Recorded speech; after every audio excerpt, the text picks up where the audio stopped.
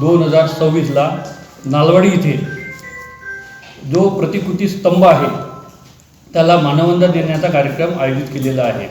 भीमा कोरेगाव जो पुण्याला जो स्तंभ आहे त्याला 208 वर्ष पूर्ण होत आहे व जो नालवाडीचा जो स्तंभ आहे त्याला 8 वर्ष पूर्ण होत आहे आणि त्यानिमित्त आम्ही भव्य मोटरसायकल रॅली ठेवलेली आहे। त्याच्यात 75 माजी सैनिक, 75 भिक्खू संघ व समस्त वर्धा जिल्ह्याच्या महिला व पुरुषांचा सहभाग आहे। तसेच संविधान झाकीसुद्धा आयोजन केलेली आहे।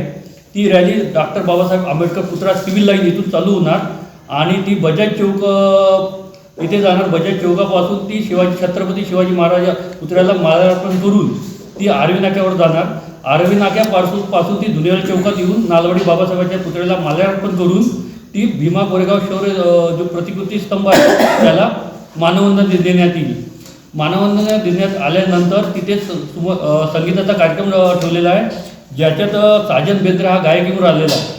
आमच्या नालवाडी परिसरातून भव्य स्वरूपात रॅली निघते। ती रॅली डॉक्टर बाबासाहेबांच्या पुतळ्यापासून सुरुवात होते आणि त्यानंतर बजाज चौक, शिवाजी चौक, त्यानंतर आर्वी नाका या परिसरातून निघून नालवाडीला समाप्त होते। त्यानंतर तिथे संगीतमय कार्यक्रम राहते। मी सगळ्या महिला पुरुषांना आव्हान करते की या कार्यक्रमाला तुम्ही जास्तीत जास्त संख्येने सहभाग घ्यावा। बाई एका वेळेस 55 लोकांसोबत ते 56 लोकांसोबत लढाई लढत होता, अशी ती लढाई होती। एका बाजूला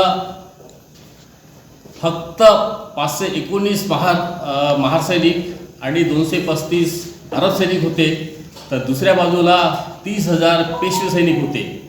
30,000 पेशवे सैनिकांपैकी जसं त्यांना माहीत पडलं की आपले सिद्धनाथ महार हे जे इंग्रजांच्या बाजूनं उभे झाले, तर 2,000 सैनिक तिथे जागा सोडून आपलं मैदान सोडून पहिलेच निघून गेले।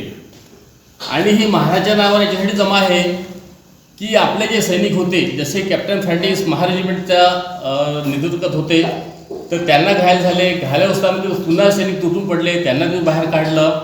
दुसरा जो नेता होता लेफ्टनंट चिमय्या, त्याचा पण सर वेगळं झालेला आहे, धड वेगळं झालं होतं। त्यानंतर त्यांनी पुन्हा बंदूक आपल्या हातात घेतली, पुन्हा ती गन आपल्या हातात घेतली आणि तिसरे जे सद्यनायक महार होते ती प्रत्येक सैनिकांना म्हणजे प्रत्येक पेशवे सैनिकांना खदेडून बाहेर लावत होते।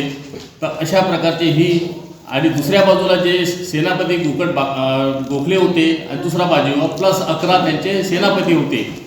एवढे असून सुद्धा ते लोक माघारी निघून गेले, त्याला आपल्याला यश मिळण्याची संधी मिळाली। अशी ही लढाई होती आणि तेव्हापासून पेशवाई ही संपुष्टात आली आणि उरलेले पेशवे हे कानपूर जवळ वेंकटे या तहसीलमध्ये गंगा नदीच्या किनाऱ्यावर जाऊन बसले, म्हणून कोणतेही हत्या झाली तर ते वेंकुटला गेले असे ते सांगत राहतात।